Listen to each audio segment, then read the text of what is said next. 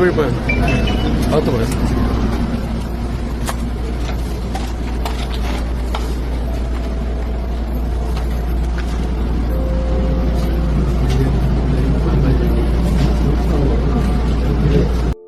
Late ആയിപ്പോ അല്ലേ കാണാൻ? കണ്ടായിരുന്നോ?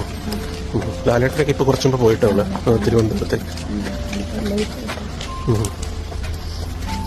ശരി, ഓക്കെ.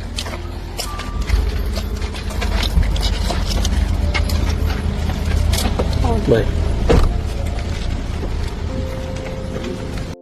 നമസ്കാരം കൂട്ടുകാരെ.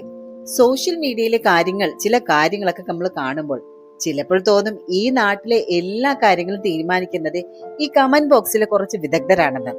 കഴിഞ്ഞ ദിവസം ലാലേട്ടന്റെ അമ്മ അന്തരിച്ചപ്പോൾ ആദരാഞ്ജലികൾ അർപ്പിക്കാൻ അവിടെ എത്തിയ രേണു സുധിക്കിട്ട് കിട്ടുന്ന നെഗറ്റീവ് കമന്റുകൾ കണ്ടാൽ നിങ്ങൾ ഞെട്ടും.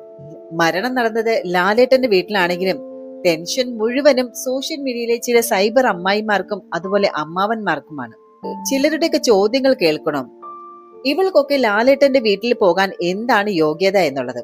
അല്ല, ഞാനൊന്ന് ചോദിച്ചോട്ടെ, ഈ ലാലേട്ടന്റെ വീട്ടിലേക്ക് കയറാൻ വേണ്ടിയിട്ട് ഇപ്പോൾ എൻട്രൻസ് എക്സാമോ അല്ലെങ്കിൽ നീറ്റ് എക്സാമോ എന്തെങ്കിലും പാസ്സാകണം എന്നുള്ള നിർബന്ധമുണ്ടോ? ഉണ്ടോ? എനിക്കറിയത്തില്ല കേട്ടോ. ഇതൊക്കെ പോരാത്തതിന് തന്നെ ചിലർക്ക് സംശയം ക്യാമറയുമായിട്ടാണോ പോയത് എന്നുള്ളത്. ഹലോ, ഇത് 2026 നമ്മൾ വഴിയിൽ ഒരു കുഴി കണ്ടാൽ പോലും ഫോട്ടോ എടുത്ത് അത് സ്റ്റാറ്റസ് ഇടുന്ന ടീംസ് ആണ്. അപ്പോഴാണ് ഒരു മരണ വീട്ടിലെ മീഡിയ ദൃശ്യങ്ങളെ PR വർക്ക് എന്ന് വിളിച്ച് കളിയാക്കുന്നത്. പിന്നീടും ചിലർ ചോദിക്കുന്നുണ്ട് ഇവർ തമ്മിൽ എന്ത് ബന്ധമാണ് ഉള്ളത് എന്നുള്ളത്. ബിഗ് ബോസ് ഒക്കെ കണ്ടവർക്ക് അറിയാം. രേണു സുധി ഷോയിൽ നിന്ന് ഇറങ്ങിയപ്പോൾ ലാലേട്ടൻ നേരിട്ട് ഹൗസിനുള്ളിൽ പോയി കൈ പിടിച്ചാണ് പുറത്തേക്ക് കൊണ്ടുവന്നത്. അന്ന് ലാലേട്ടൻ കൈ കൊടുത്തപ്പോൾ ഈ നെഗറ്റീവ് അടിക്കുന്നവർക്കൊന്നും ഒരു കുഴപ്പവുമില്ലായിരുന്നു. പക്ഷെ ഇന്ന് ആ വേദനയിൽ ഒന്നുകൂടെ നിൽക്കാൻ വന്ന രേണുവിനെ കണ്ടപ്പോൾ ചിലർക്ക് ചൊറിച്ചിലും. ഇത് ശരിക്കും എന്റെ വീട്ടിലെ സദ്യ നടന്നപ്പോൾ അയൽവാസി എന്തിനു വന്ന് പപ്പടം തിന്നു എന്ന് ചോദിക്കുന്ന ഒരു തമാശ പോലെയുണ്ട്. നോക്കൂ സുഹൃത്തുക്കളെ, രേണു സുധിക്ക് ഒരു ക്യാമറ കണ്ണുണ്ടായിരിക്കും, അവർ ഒരു സെലിബ്രിറ്റിയുമായിരിക്കാം, പക്ഷെ അതിനപ്പുറം അവരൊരു മനുഷ്യനാണ്. ലാലേട്ടൻ അവർക്ക് ഒരു ഗുരുവാണ്. ആ സ്നേഹം കൊണ്ട് ഒരാൾ ഓടിയെത്തുമ്പോൾ അതിനെ PR വർക്ക് എന്ന് വിളിച്ച് അപമാനിക്കുന്നവരുടെ ഒരു തൊലിക്കട്ടി സമ്മതിക്കേണ്ടത് തന്നെയാണ്.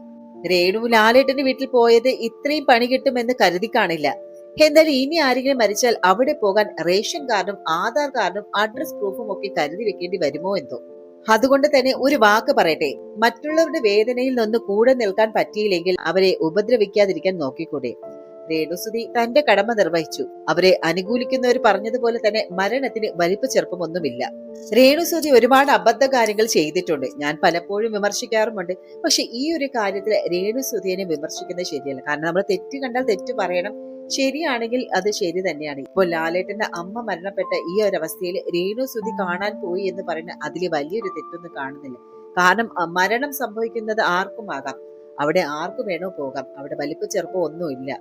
മരണ വീട്ടിൽ എല്ലാവർക്കും പ്രവേശനമുണ്ട്. അതിന് നമ്മൾ ആവശ്യമില്ലാത്ത ഈ വിമർശനങ്ങളും അല്ലെങ്കിൽ കമന്റുകൾ, നെഗറ്റീവ് കമന്റുകൾ ഇട്ടൊന്നും നമ്മൾ അതിനെ ഭരിപ്പിക്കേണ്ട കാര്യമെന്നില്ല.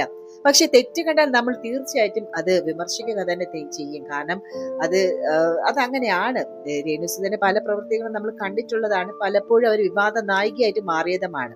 എന്നാൽ ഈ ഒരു കാര്യത്തിൽ നമ്മൾ രേണുസുധിയെ തെറ്റ് പറയേണ്ട ഒരു ആവശ്യവുമില്ല, അല്ലെ? അപ്പോൾ പറഞ്ഞു വന്നത് ഇത്രയേ ഉള്ളൂ. സോഷ്യൽ മീഡിയയിൽ ഈ ന്യായവിധി കമ്മിറ്റിക്കാരോടാണ് ഒരു കാര്യം. ഒരു സങ്കടം വരുമ്പോൾ ഓടിയെത്താൻ ഒരു മനസ്സുണ്ടല്ലോ, അത് എല്ലാവർക്കും കിട്ടില്ല. രേണുസുധി അവിടെ വന്നത് ലാലേട്ടനോടുള്ള സ്നേഹം കൊണ്ടാണ്, അല്ലാതെ കമന്റ് ബോക്സിലെ സർട്ടിഫിക്കറ്റ് വാങ്ങാനൊന്നുമല്ല. രേണു ലാലേട്ടൻ നേരിട്ട് പോയി ഹൗസിൽ നിന്ന് കൂട്ടിക്കൊണ്ടുവന്ന ആ ഒരു സ്നേഹത്തിനാണ് അവർ ഈ ഒരു കടപ്പാട് കാണിച്ചത്. അതിനെ പോലും കണ്ടന്റ് എന്ന് വിളിക്കുന്നവരുടെ ആ ഒരു ക്രിയേറ്റിവിറ്റി നമ്മൾ സമ്മതിച്ചു തന്നെ കൊടുക്കണം.